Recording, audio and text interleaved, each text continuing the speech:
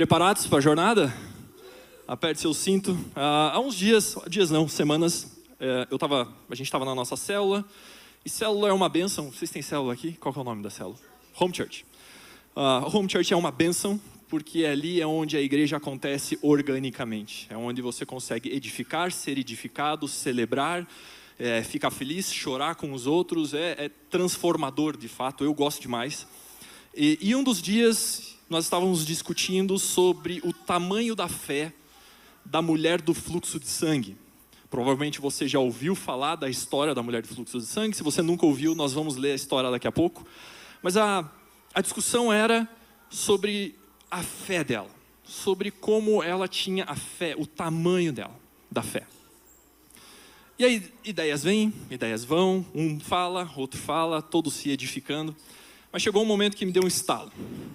E o Espírito Santo começou a falar comigo, eu simplesmente me isolei da célula. A partir daquele momento eu já não prestei atenção em mais nada. E o Espírito Santo estava falando comigo a respeito daquele assunto. E o conceito que ele estava me apresentando é o que dá o título para essa mensagem, que é a irresponsabilidade do crente. A irresponsabilidade do crente. Nós sabemos que o crente tem várias responsabilidades. Nós recebemos uma comissão, nós testemunhamos, nós oramos, nós declaramos cura, nós nos reunimos, nós temos uma comunhão, nós nos reunimos como igreja, nós valorizamos a igreja, etc, etc. Temos as nossas responsabilidades, mas o que eu quero conversar com você hoje é sobre a irresponsabilidade do crente. Antes disso, eu quero fazer um disclaimer. Um aviso, 2, 3, 4, 5 pontos de exclamação aqui, antes que vocês me entendam mal. A vida cristã, a vida do crente, exige certa dose de irresponsabilidade. A vida do crente exige certa dose de irresponsabilidade. Mas, eu não estou falando aqui que é para a gente sair fazendo loucuragem. Não estou falando que é para a gente sair tomar veneno, não estou falando que é para a gente pular de paraquedas sem o paraquedas, ou pular de um avião sem o paraquedas. Não estou falando para a gente dirigir uma moto a 300 km por hora. Não estou dizendo que é para a gente pegar um avião, ir lá para o meio do Iraque, colocar um palanque numa praça e começar a proclamar Jesus. Você vai ser morto. Isso não é ser mártir, isso é ser burro. E provavelmente você vai estar diante de Deus e nesse momento ele vai olhar para você e falar assim: cara, você foi burro. Porque era óbvio que isso ia acontecer. Você podia ser um pouquinho mais inteligente, ter uma estratégia diferente. Não é disso que eu estou falando quando nós estamos falando sobre a irresponsabilidade do crente. Jesus mesmo, em alguns dos seus textos, especialmente em Lucas 14, ele cita a necessidade que temos, ou a obviedade que temos, de calcular custos, de calcular riscos, de planejar, de ser sensato, de ser sóbrio. Em Lucas 14, no versículo 28, Jesus diz: quem começa a construir uma torre sem antes calcular o custo e ver se possui dinheiro suficiente para terminá-la? Quem que começa a construir um prédio sem planejar o budget de quanto vai custar aquele prédio? Pois se completar apenas os alicerces e ficar sem dinheiro, todos rirão dele, dizendo: esse aí começou a construir, mas não conseguiu terminar. Ou que rei iria à guerra sem antes avaliar se o seu exército de 10 mil poderia derrotar os 20 mil que vêm contra ele? E se concluir que não, o rei enviará uma delegação para negociar um acordo de paz, enquanto o inimigo está longe. Ou seja, Jesus está falando assim: olha, é óbvio que nós temos riscos a serem calculados. Óbvio que nós precisamos estar nesse planejamento. Óbvio que nós precisamos ter uma sensatez, uma sobriedade. Mas nós não podemos nos esquivar, a gente não pode se desviar, a gente não pode ignorar o fato de que Deus não joga o jogo da terra. Deus não joga o jogo do mundo. Deus não valoriza o que o mundo valoriza, Deus não pensa como o mundo pensa, Deus não age como o mundo age. O que é responsabilidade para o mundo não necessariamente é responsabilidade para Deus. E o que é irresponsabilidade para o mundo, para o terreno, quando eu digo mundo, encare isso como um terreno. O que é irresponsabilidade para o terreno, para o mundo, não necessariamente é irresponsabilidade para Deus. Deus não joga esse jogo. Deus não está numa caixinha que a gente cria e agora Ele vai fazer exatamente aquilo que nós achamos que Ele vai fazer. Às vezes nós queremos justiça e Ele não faz. Às vezes nós queremos que Ele faça alguma coisa, mas Ele não faz. Porque Deus não joga o nosso jogo. Ou seja, ao mesmo tempo que a Bíblia nos incentiva, que as Escrituras nos incentivam a sermos sóbrios, sensatos, planejados, controlados, as obviedades disso que nós já sabemos, ao mesmo tempo, Ele diz, olha, você precisa andar num caminho que não é necessariamente o caminho que o mundo caminha. Em 1 Coríntios, no capítulo 1, no versículo 25, Paulo diz o seguinte, pois a loucura de Deus é mais sábia que a sabedoria humana, e a fraqueza de Deus é mais forte que a força humana. Lembrem-se, irmãos, de que poucos vocês eram sábios aos olhos do mundo, ou poderosos ou ricos quando foram chamados. Pelo contrário, Deus escolheu as coisas que o mundo considera loucura para envergonhar os sábios. Assim como escolheu as coisas fracas para envergonhar os poderosos. Deus escolheu coisas desprezadas pelo mundo, tidas como insignificantes, e as usou para reduzir a nada aquilo que o mundo considera importante. Portanto, ninguém jamais se orgulhe na presença de Deus. E Paulo aqui, ele meio que explica por que Deus não caminha ou não anda no nosso jogo, nas nossas regras, nas regras do mundo. Paulo diz, para que ninguém jamais se orgulhe na presença de Deus. Ou seja, esqueça, você não tem mérito algum. Zero. Deus é Deus, Ele faz o que quer, do jeito que quer. Às vezes Ele nos ouve. Às vezes Ele faz aquilo que nós declaramos, às vezes Ele faz o que nós oramos, e às vezes não. Deus não joga o nosso jogo, ou seja, a irresponsabilidade do mundo não necessariamente é a responsabilidade de Deus, e a responsabilidade do mundo, aquilo que o mundo considera responsável, não necessariamente é aquilo que Deus considera responsável. Para nós entendermos um pouquinho o que é a irresponsabilidade do crente, eu quero falar com vocês, eu quero ler o texto da mulher do fluxo de sangue. Quem conhece o texto da mulher do fluxo de sangue? Quem já ouviu falar do texto? Quem nunca ouviu falar? Ninguém? Ótimo. Estamos numa boa página aqui. Vamos lá. Marcos 5, 24. Se você tiver a liberdade de abrir a sua Bíblia, abrir o seu aplicativo. Vamos ler do versículo 24 até o versículo 34. Marcos 5, 24 diz o seguinte. Jesus foi com ele e todo o povo o seguiu, apertando-se ao seu redor. No meio da multidão estava uma mulher que havia 12 anos sofria de hemorragia. Em algumas versões você vai achar fluxo de sangue. Comumente é considerado um fluxo de sangue. Esta mulher, inclusive, é considerada e conhecida como mulher do fluxo de sangue, essa história. Versículo 26. Tinha passado por muitas dificuldades nas mãos de vários médicos ao longo dos anos. Gastou tudo o que possuía sem melhorar. Na verdade, havia inclusive piorado. Tendo ouvido falar de Jesus, aproximou-se por trás dele no meio da multidão e tocou em seu manto, pois pensava.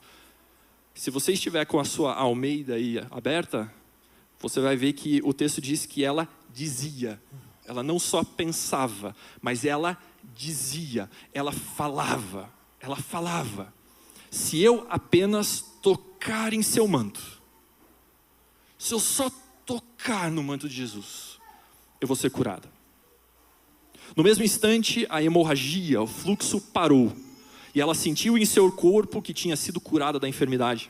Jesus imediatamente percebeu que dele havia saído o poder. Por isso virou-se para a multidão e perguntou, quem tocou no meu manto? Seus discípulos disseram, veja a multidão que aperta de todos os lados. Como o Senhor ainda pergunta quem tocou em mim? Jesus, porém, continuou a olhar ao redor para ver quem havia feito aquilo. Então a mulher, assustada, tremendo pelo que tinha acontecido, veio e ajoelhando-se diante dele, contou o que havia feito. E Jesus lhe disse, filha, a sua fé a curou, vá em paz, o seu sofrimento acabou. Imagine o drama dessa mulher aqui. Ela tinha uma hemorragia, um fluxo de sangue. Daqui a pouco a gente vai ver o que isso significa de fato, mas ela tinha uma menstruação que durou 12 anos. 12 anos menstruada. Mulheres, já imaginaram isso? 12 anos menstruada. 12 anos de cólica. 12 anos de dor. 12 anos com dificuldade com higiene. Não tinha nenhum dispositivo de higiene na época. 12 anos, menstruada. E ela gastou tudo o que ela possuía com os médicos. E em vez dela melhorar, ela nem se manteve estável. Ela piorou. A coisa piorou. A hemorragia piorou. A menstruação piorou. Imagine que ela provavelmente, e bem provável mesmo, porque ela gastou tudo o que possuía ao longo dos seus 12 anos, provavelmente ela até que era abastada, provavelmente. Imagine hoje em dia, trazendo para um contexto, de repente a pessoa olha e fala assim, ok, então eu vou pagar o tratamento agora no cartão de crédito, estoura o limite do cartão de crédito, e aí ela tem que fazer o tratamento com outro médico. E o tratamento com outro médico, agora ela não tem mais cartão de crédito, então agora ela tem que pegar uma reserva financeira, e aí passam-se os anos, passam-se os meses, e ela vai corroendo essa reserva, até que chega um momento que ela fala, olha, eu não tenho mais cartão de crédito, eu não tenho mais reserva, agora eu preciso vender o meu carro. Ela vende o carro, e ela começa a pagar o tratamento com o carro que ela acabou de vender. E de repente o tratamento não adianta, ela só piora, e ela resolve então vender o seu apartamento. Ela vende o apartamento. E ela corrói o capital do apartamento em médico. E tudo o que ela experimenta é a piora. Um dia, o texto diz, ouvindo Jesus, ela dizia, se eu só tocar no manto, eu não preciso falar com ele. Se eu só tocar, eu vou ser curada. Ela se esgueira no meio daquele povo. O texto diz que Jesus estava apertado, um monte de gente em volta, e ela vai se empurrando, eu imagino que ela vai se abaixando, quase se arrasta no chão e tac, pega. E no momento, ela é curada.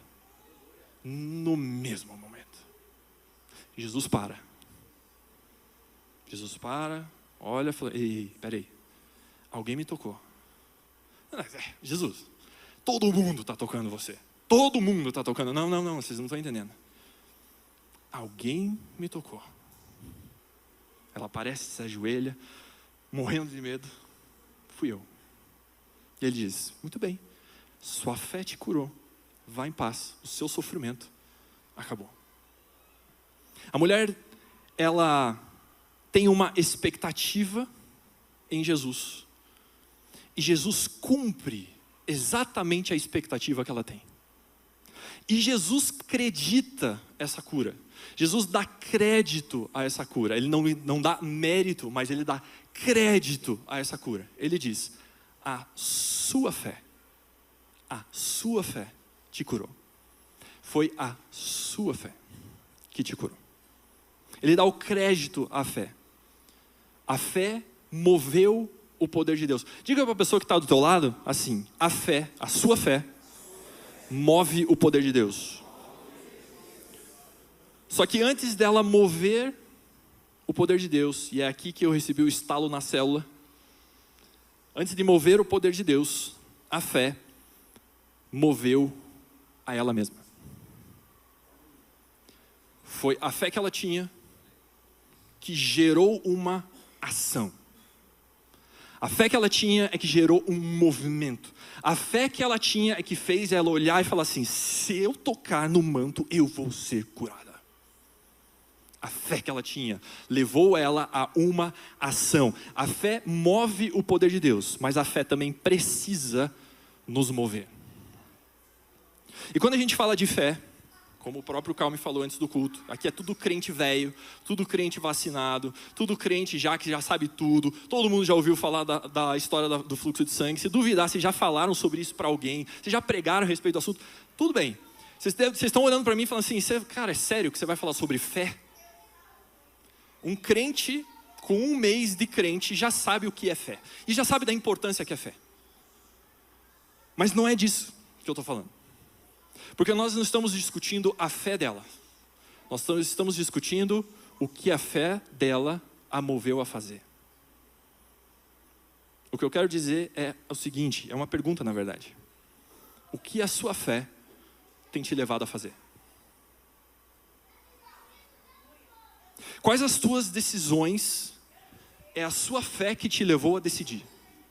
Quais ações que você está tomando, que você está fazendo, que é a sua fé que está levando você a agir dessa maneira? Quantas coisas na sua vida hoje você pode acreditar a fé? O quanto de controle você está largando da sua vida, baseado na fé. A pergunta não é tamanho de fé, ou a fé que ela tinha, e admirar a fé que ela tinha. Mas a pergunta de hoje é, o que a fé, ou a sua fé, tem te levado a fazer? O que a sua fé tem te levado a decidir? O que a sua fé tem te levado a viver? Quais os benefícios da fé para você? Porque é fácil. A gente vem para a igreja, a gente fala que crê em Jesus, mas a gente mantém a nossa vidinha no nosso controlinho, na nossa igrejinha, na nossa vidinha, do nosso jeitinho, com a nossa famíliazinha, com os nossos filhinhos, com a nossa casinha, o nosso carrinho e o nosso empreguinho. O que a sua fé tem te levado a fazer? Estou pedindo permissão para te dar um soco, né? O que a sua fé tem te levado a fazer? Queridos, crer, fé, até o diabo tem. Tiago 2, versículo 19 diz: você diz crer que há um só, um único Deus? Muito bem, até os demônios creem nisso. Até os demônios creem nisso e tremem de medo. Demônio tem fé. Não, porque eu tenho fé. Ok. Eu creio em Cristo. Ok. Eu creio na obra de Cristo. Ok. Eu creio na graça de Cristo. Ok. Glória a Deus, irmão. O diabo também crê. A diferença é o que você faz com essa fé. E o que essa fé leva você a viver. Essa mulher, ela teve uma fé. E essa fé gerou um movimento, gerou uma ação.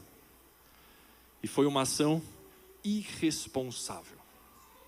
Alexandre, por quê? Essa mulher tinha um fluxo de sangue. Essa mulher tinha uma menstruação há 12 anos. E no Antigo Testamento, nós vemos exatamente como é que era a vida dessa mulher. Em Levítico 15, a partir do versículo 19, diz o seguinte: quando uma mulher tiver a sua menstruação, em algumas versões, na Almeida Revista Atualizada, ele já traduz como fluxo de sangue. Então, quando uma mulher tiver o seu fluxo de sangue, ficará cerimonialmente impura por 7 dias. Quem tocar nela durante esse período ficará impuro até o entardecer. Qualquer coisa sobre a qual a mulher se deitar ou se sentar durante a menstruação ficará cerimonialmente impuro. Se alguém tocar na cama dela, terá que lavar as roupas e banhar-se com água e ficará impuro até o entardecer. Se alguém tocar em alguma coisa sobre o que ela sentou, se alguém tocar em qualquer outro objeto sobre o qual ela tenha se sentado, se alguém os tocar, ficará impuro até o entardecer. Se um homem tiver relações sexuais com ela e o sangue dela o tocar, a impureza menstrual será transmitida para ele. Ficará impuro por 7 dias e qualquer cama onde ela se deitar ficará impura. No versículo 26 é o caso exatamente dessa mulher. No versículo 25, aliás. Se uma mulher tiver por muitos dias um fluxo de sangue que não seja a sua menstruação normal, ou se ela continuar a sangrar depois de sua menstruação normal, ficará cerimonialmente impura. Enquanto durar o sangramento, a mulher ficará impura, como acontece durante a menstruação. Qualquer cama onde ela se deitar e qualquer objeto sobre o qual ela se sentar durante esse período ficará impuro, como em sua menstruação normal. Se alguém tocar nessas coisas, também ficará cerimonialmente impuro. Terá de lavar as roupas e banhar-se com água e ficará impuro até o entardecer. Então está querendo dizer o seguinte: ela, com aquele fluxo de sangue, ela estava cerimonialmente impura. Ela estava impura, culturalmente impura, naquele contexto. Impura.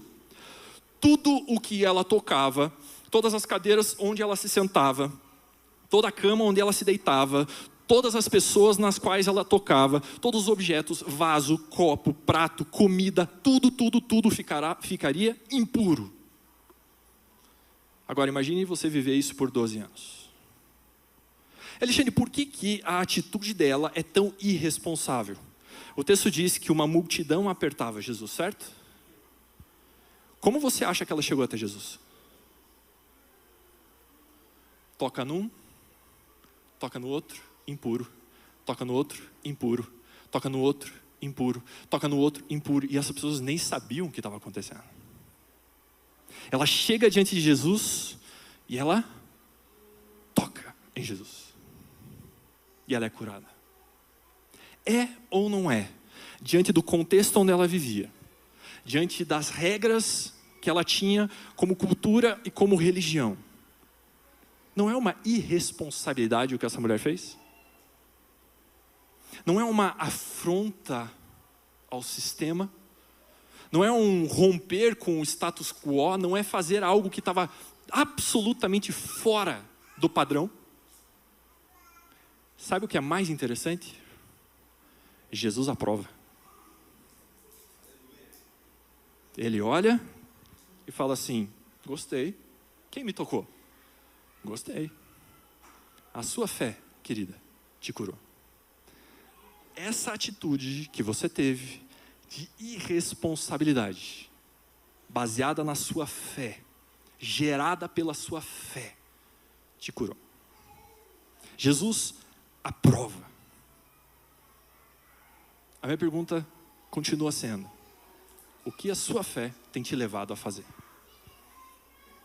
Quantos riscos você tem tomado com a sua fé? Quanto de controle você tem largado mediante a sua fé? Hoje eu estava falando com uma pessoa, ele sentou na minha sala, eu falei assim: cara, acabou meu dinheiro. Acabou. Simplesmente acabou meu dinheiro. Ele falou: cara, não tenho. Eu estou negativo no banco, acabou meu dinheiro, acabou meu patrimônio, acabou. Não tenho mais nada. Aí eu olhei para ele e falei assim: que bom. Porque agora Deus pode fazer alguma coisa. O único que consegue transformar alguma coisa em alguma coisa, usando o vazio como matéria-prima, é Deus. O que a tua fé tem te levado a fazer? O quanto a tua fé tem esvaziado você de você mesmo, de você mesma, dos teus desejos, dos teus objetivos, ao ponto do mundo olhar para você e falar: irresponsável. Você é um irresponsável. Você não deveria estar fazendo isso. Não. Filho é custo. Filho é caro. Não é? Não é isso que o mundo fala? Filho é caro. A Bíblia diz: o filho é uma herança do Senhor, é uma bênção. Encha a sua aljava deles.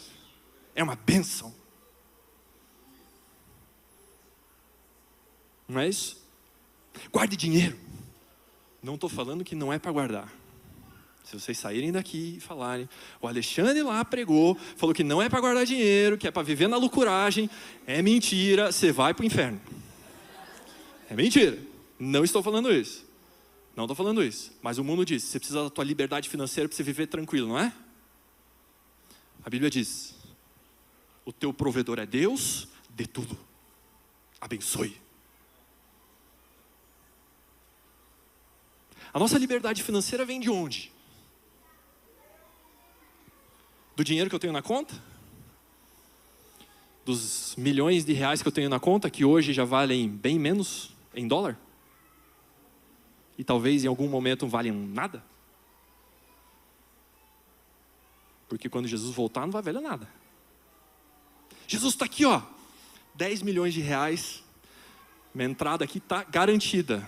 Não tenho nada com isso, irmão. Agora, o que a tua fé te levou a fazer? Essa é a pergunta. E se a gente faz essa pergunta: o que a nossa fé nos levou a fazer? A segunda pergunta que nós deveríamos fazer é: o que é fé? O que é fé, de fato? Porque, assim, convenhamos, o mundo inteiro fala sobre fé, não é? Pega qualquer amigo seu não crente, que já deveria ser crente a essa hora por meio da tua vida, mas pega o seu amigo que não é crente, e o que ele vai falar? Não, eu tenho fé em Deus. Tenho muita fé, sou uma pessoa de fé. Não é isso que vocês ouvem? Todo mundo ouve isso aqui, sou uma pessoa de fé. O mundo tem fé. Não, vamos fazer isso e tem que... fé, vamos por fé. Vamos por fé. Mas o mundo também fala de fé. O que Deus considera fé? O que é fé de verdade? Hebreus, no capítulo 11, no versículo 1, provavelmente você já saiba esse versículo de cor. Diz o seguinte: ora, a fé é a certeza das coisas que se esperam, a convicção de fatos que não se veem. A certeza de coisas que se esperam e a certeza, aliás, e a prova de coisas que não se veem. Isso é fé. Biblicamente, isso é fé. O nosso problema, já aqui eu pego a licença para falar sobre teologia mesmo, que aqui vai precisar. O nosso problema é que a gente lê esse versículo dissociado de todos os restantes do capítulo 11 inteiro. E aí a gente comete um erro. Porque se nós lermos esse versículo isolado, nós estamos dizendo que a fé é um pensamento positivo. É uma ideia positiva. É um otimismo. Não, vai dar certo. Em nome de Jesus, vai dar certo. Aí quando não dá. Vai dar, não, vai dar. Não, assim, ó, eu consigo visualizar. Eu tenho fé. E a gente dissocia, porque nos versículos seguintes, no capítulo inteiro, o autor aos Hebreus explica o que é que devemos esperar e o que é que não vemos e deveríamos ter certeza. Ele explica, ele fala a respeito disso.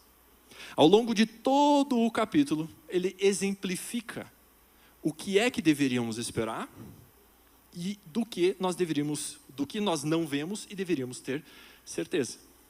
Ele começa falando sobre Abel, Enoque, Noé, Abraão, Isaac, Jacó, Moisés, Davi, Jefté, Sansão, Raabe. Ele vai falando, ele vai citando o hall da fama da fé. Se a gente pudesse, talvez, se a gente fosse num ginásio nos Estados Unidos, tem lá o hall da fama dos jogadores de basquete, por exemplo. O hall da fama da fé é esse aqui que o autor aos Hebreus cita. Esse é o hall da fama. Alguns vão chamar isso de heróis da fé. E todos eles tinham duas coisas em comum, que são as coisas que deveríamos esperar e são coisas que não vemos e deveríamos ter a certeza. Duas coisas: o propósito de Deus, a vontade de Deus e promessa. Todos eles tinham uma manifestação da vontade de Deus e todos eles tinham uma promessa. Todos. E baseados nessa vontade de Deus e baseados nesta promessa é que eles caminharam em fé. A certeza daquilo que se espera. Eles tinham uma vontade e tinham uma promessa. Eles esperavam pelo cumprimento dessa promessa, então eles caminhavam e tinham a certeza disso. Perceba que fé é diferente de esperança, biblicamente. O que a grande maioria prega sobre fé é esperança. Eu espero que algo aconteça. Isso não é fé, isso é esperança. A fé é a certeza que a esperança se cumprirá. E quando nós temos certeza, o que nós fazemos? Agimos. A fé é uma ação. A fé não é esperança. A fé age. Fé é um ato. Fé é uma ação. É por isso que Jesus olha para a mulher e fala assim: a sua fé te curou. Porque a fé te levou a ter um ato irresponsável. A fé é uma ação tomada por quem crê na fidelidade de Deus. Em Abacuque 2,4 diz: eis o soberbo, sua alma não é reta nele, mas o justo viverá pela sua fé. Esse é o único versículo no Antigo Testamento em que fé é citado. E nem deveria ser citado e escrito como fé ou traduzido como fé. A NVT, ela traduz de uma forma muito interessante. Ela diz: olhe para os arrogantes, os perversos que em si mesmo confiam. O justo, porém, viverá por sua fidelidade a Deus. Não tem como nós dissociarmos fé de vontade, propósito de Deus e promessa. Não tem como. O mundo tem fé, mas a fé do mundo não está vinculada, não está ligada a propósito, vontade de Deus e promessa. A fé bíblica, ela é fundamentada, é aquilo que Hebreus 11 mostra. É fundamentada em propósito, em vontade de Deus e promessa. Não tem como dissociar uma coisa da outra. O que eu quero dizer é o seguinte: como crente, nós não podemos ter fé longe das promessas contidas nas Escrituras. Senão é uma fé vazia, é um pensamento positivo. A mulher do fluxo de sangue olhou para Jesus e viu o Messias prometido. E ela pensou: se eu tocar nesse cara, eu vou ser curada. Ela baseou-se em uma promessa, a promessa do Messias. A fé, como Abacuque diz, é a fidelidade. É uma ação tomada por quem crê na fidelidade de Deus, em cumprir as suas promessas e o seu propósito. Presta atenção nessa definição. Presta atenção nessa definição. Vou ler para não errar. Fé é fidelidade. E o que isso significa? Que a fé é uma ação tomada por quem crê na fidelidade de Deus, em cumprir as suas promessas e a sua vontade, e por isso também é fiel a Ele. Quando nós falamos de fidelidade, nós estamos falando de uma mão que vai e uma mão que vem. No casamento, por exemplo, eu sou fiel a Belle, minha esposa, e ela é fiel a mim. Se nós estamos dizendo que fé é fidelidade, eu sou fiel a Deus e Deus é fiel a mim. A minha fé em Deus, a minha fidelidade em Deus é baseada na fidelidade e na certeza de que Deus cumprirá a sua vontade e que Deus cumprirá as suas promessas na minha vida. E por isso eu sou fiel a Ele. Ele é fiel e eu sou fiel. Fé é fidelidade. E quando nós temos a certeza de que Deus cumprirá a sua vontade, que Deus cumprirá as suas promessas, nós agimos. Fé é uma ação. Com essa fé, você age. E essa ação, em muitos momentos, é irresponsável. O que Deus deseja de nós é a fé irresponsável de que Deus cumprirá as suas promessas. Todas aquelas promessas feitas para o povo de Israel, tudo aquilo que está no Antigo Testamento, tudo aquilo nos é por direito em Cristo.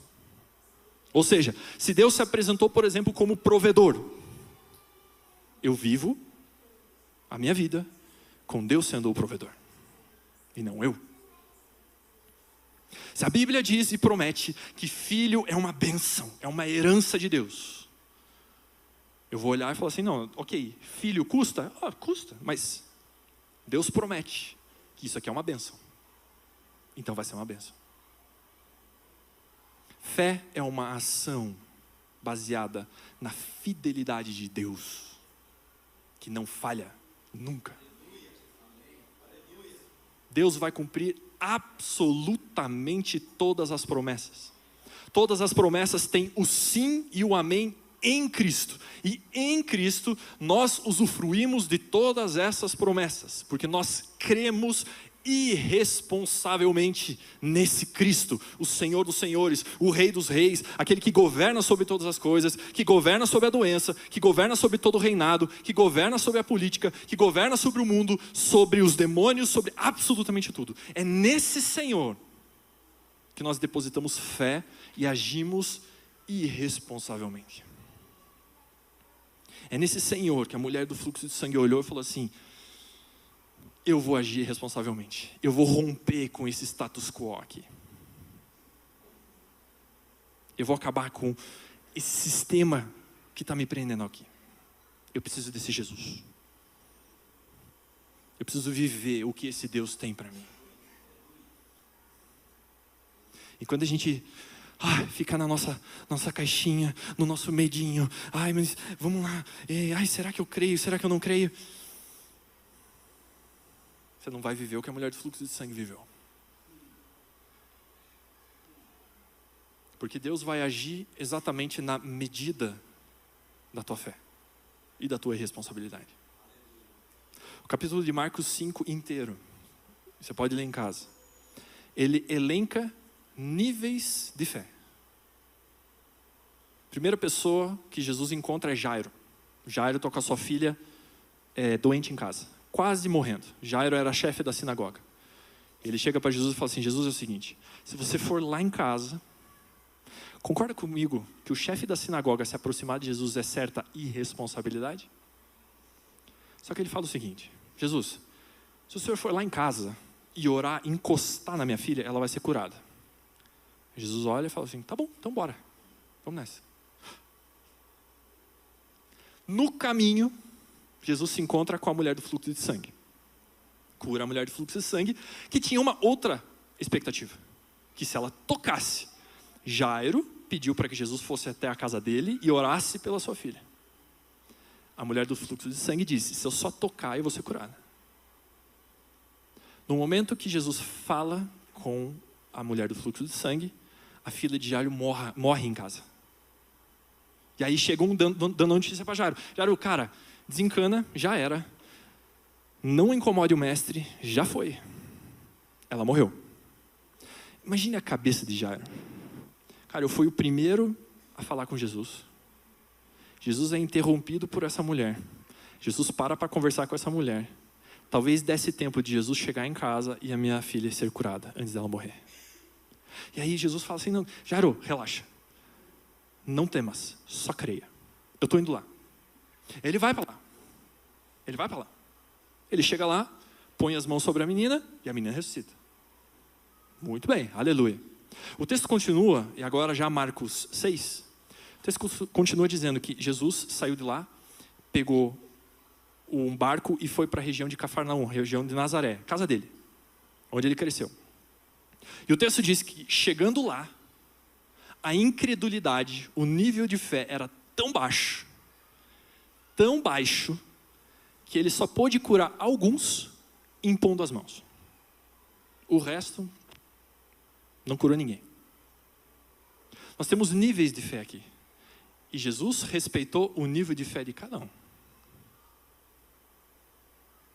Jesus não vai fazer mais do que você acha ou que a sua fé consegue imaginar. Não vai. Deus vai olhar para a sua irresponsabilidade. Em Mateus 6, no versículo 31, diz: portanto, não se preocupem dizendo o que vamos comer, o que vamos beber, o que vamos vestir. Não se preocupem com comida, bebida e vestuário. Versículos anteriores, eu já estou no 31, mas lá no versículo 25, Jesus começa: não andeis ansiosos com aquilo que vocês vão comer, beber e vestir. Porque os pardais não trabalham, não fazem nada e o Pai os alimenta. Os lírios não fazem nada, inclusive, daqui a pouco eles vão secar e vão ser jogados no forno, vão ser jogados no lixo. E Deus veste os lírios com uma roupa melhor do que os servos de Salomão, o homem mais rico que já caminhou sobre essa terra. E ele fala, desse jeito Jesus fala: você não acha que Deus vai cuidar de vocês, homens de pequena fé? Homens de muita responsabilidade.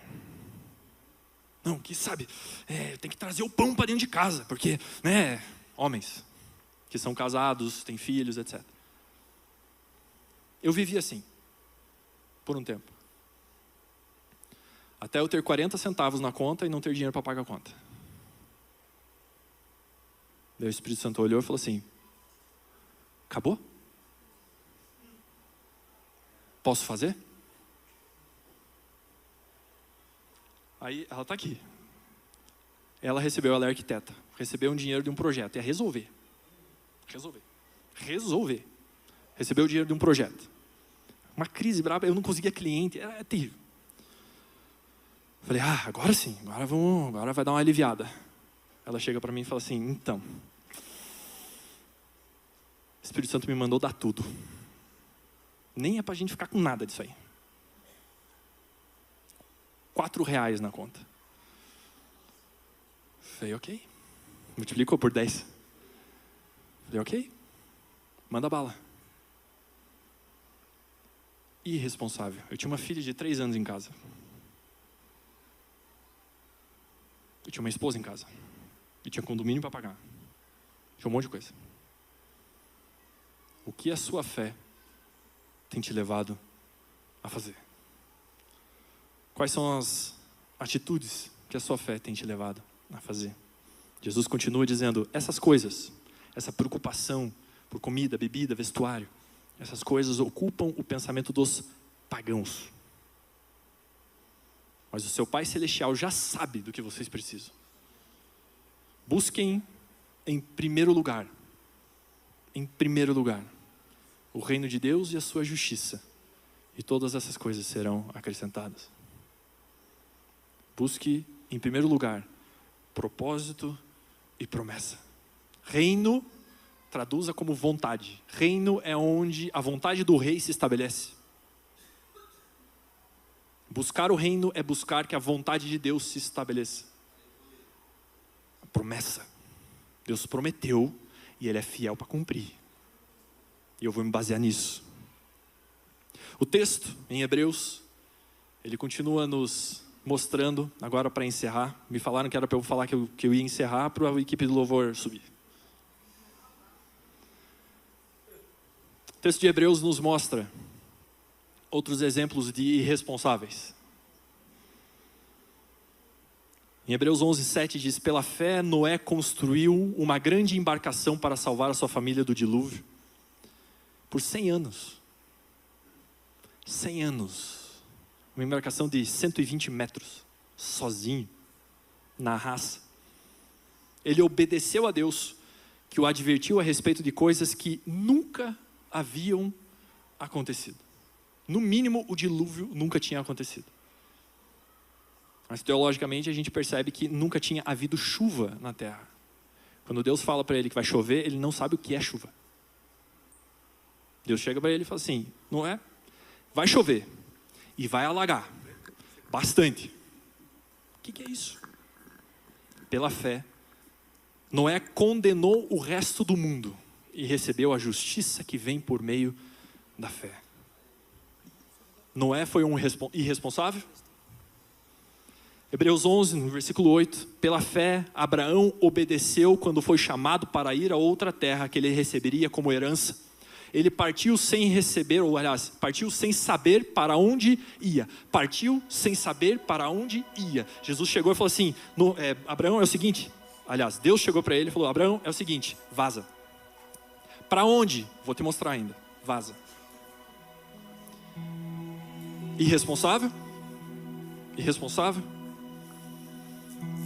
Mesmo quando chegou à terra que lhe havia sido prometido, viveu ali pela fé, pois era como estrangeiro morando em tendas.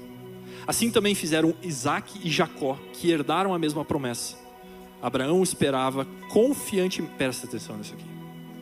Abraão esperava confiantemente pela cidade de alicerces eternos, planejada e construída por Deus. Esse cara, ele tinha uma noção de que existia uma cidade com alicerces eternos que Deus tinha construído e que ele moraria naquele lugar. Pela fé, Abraão, ao ser posto à prova, ofereceu Isaac como sacrifício. Está registrado lá em Gênesis 22. Abraão, que havia recebido as promessas, estava disposto a sacrificar o seu único filho. Um pouquinho de responsabilidade aqui. Embora Deus lhe tivesse dito, Isaac é o filho de quem depende sua descendência, concluiu que se Isaac morresse, Deus tinha poder para trazê-lo de volta à vida, e em certo sentido recebeu seu filho de volta dos mortos. Aleluia. Pela fé, os pais de Moisés, não estamos falando de Moisés aqui, estamos falando de Anrão e Joquebede. Pela fé, os pais de Moisés o esconderam por 3 meses, tão logo ele nasceu, pois viram que a criança era linda e não tiveram medo de desobedecer o decreto de Faraó. Irresponsabilidade? Aleluia. Pela fé, a prostituta Raabe não foi morta com os habitantes de Jericó, que se recusaram a obedecer, pois ela acolheu em paz os espias. Irresponsável. Pela fé de pessoas que nós nem sabemos o nome, em Atos 11, os gentios começaram a ser evangelizados em Antioquia. Pela fé, Barnabé foi atrás de Paulo em Tarso para levá-lo para lá. Pela fé, Paulo se tornou um pregador aos gentios e hoje nós temos acesso ao evangelho. Pela fé, cristãos viveram acima das proibições romanas e desafiaram aquilo que era aprovado pelos homens. Pela fé, os cristãos primitivos decidiram obedecer a Deus e não aos homens. Pela fé,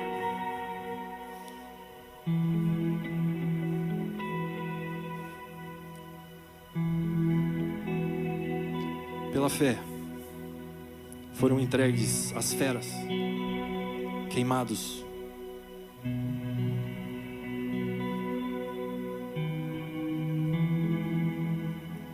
Cerrados ao meio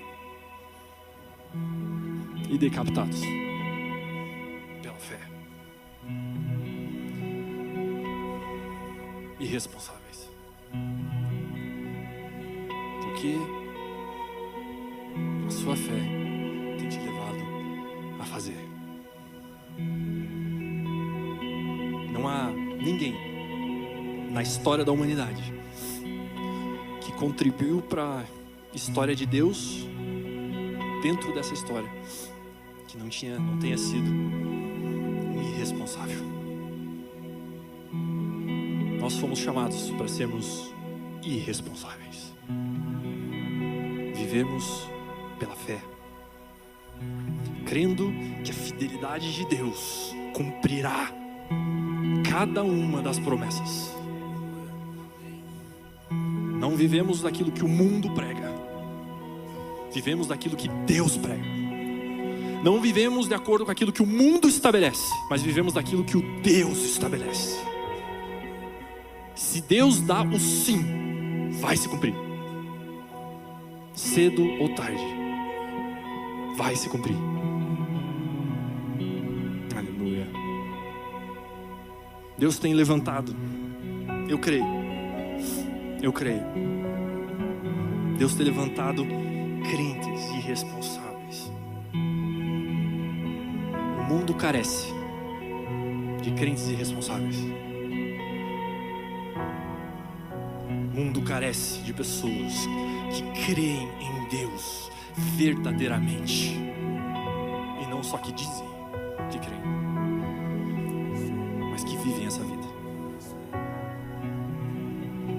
A vida que estabelece o reino, que estabelece a vontade, que estabelece o propósito de Deus. Pela fé,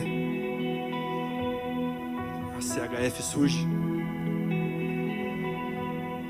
Pela fé, esse prédio é locado. Pela fé, o reino avança. Pela mão dos crentes irresponsáveis, a vontade de Deus se estabelece, o avivamento começa, a transformação começa, a abundância inicia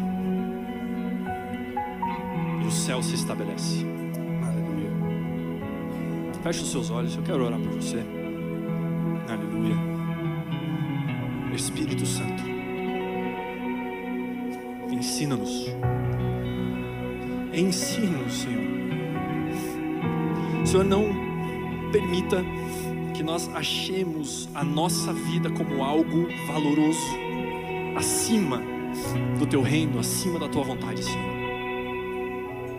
Espírito Santo, ensina-nos a sermos irresponsáveis à sua maneira, ousados, corajosos, aqueles que rompem o status quo, aqueles que alvoroçam o mundo, Senhor, aqueles que estabelecem o teu reino, aqueles que transformam a sociedade pelo teu poder. Espírito Santo, além de nos ensinar, unja-nos, derrame uma vez mais do seu poder, do teu fogo. Permita-nos, Senhor, viver um novo tempo, um tempo em que essa cidade é impactada por crentes irresponsáveis que sabem o seu papel nessa sociedade, Senhor.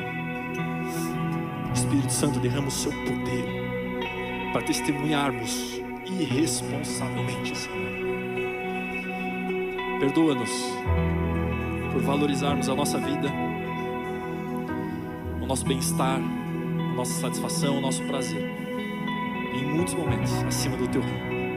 Perdoa-nos, Senhor. E mais uma vez, ensina-nos. Senhor, eu oro por cada irmão, cada irmã que está aqui, pedindo, Senhor, como irmão em Cristo, que o Senhor os abençoe.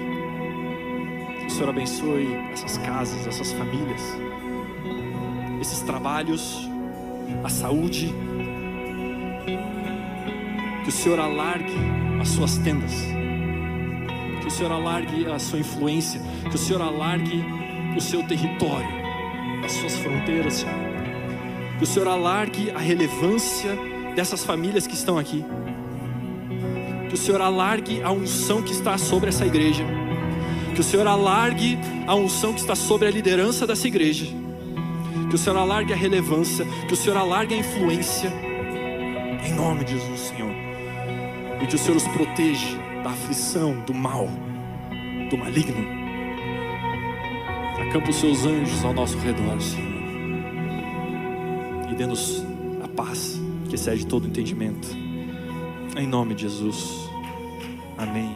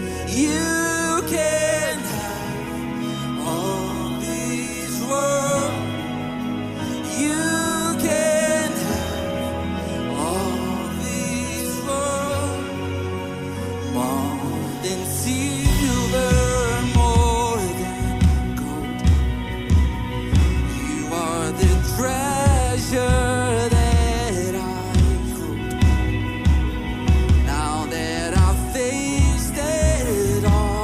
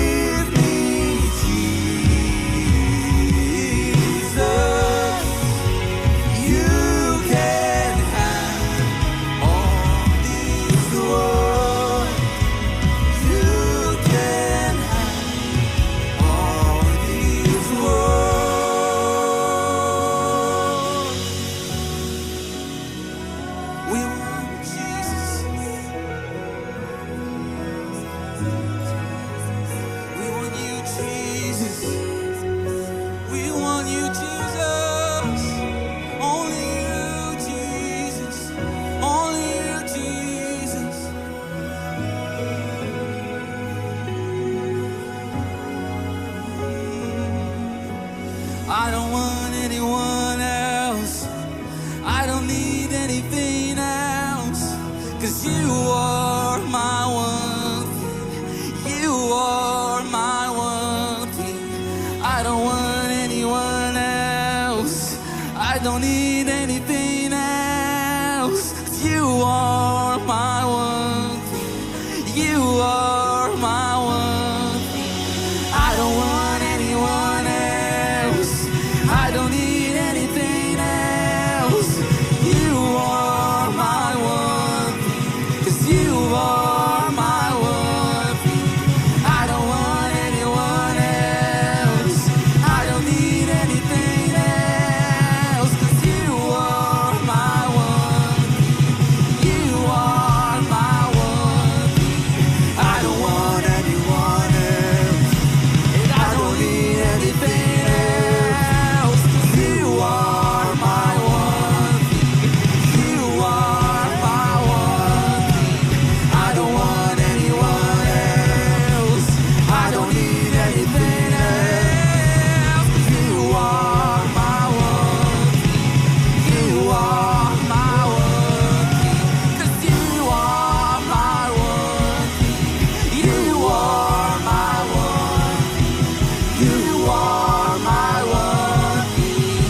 Only you, Jesus. You are my one thing.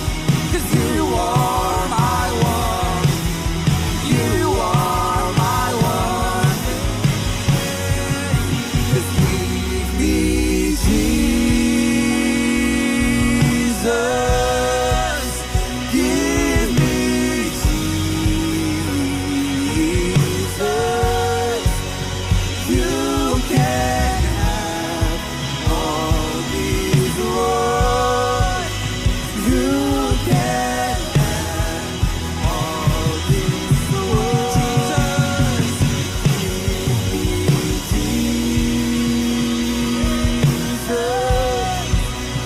give me Jesus. 'Cause you can have all these words. You can have all these words. I don't want anyone else. I don't need anything else. 'Cause you are my one thing. You are my one thing. I don't want anyone else. I don't need anything else. 'Cause you are my one thing. You are my one thing. You are my one thing. You are my one thing. You are my one thing. Only you, Jesus. You are my one thing. You are my one thing. You are my one thing. 'Cause you are my one thing. You are my one thing. You are my one thing. Just you, Lord. You are my one thing. You are my one thing. You are my one thing. You are my one thing. You are my one thing. You are my one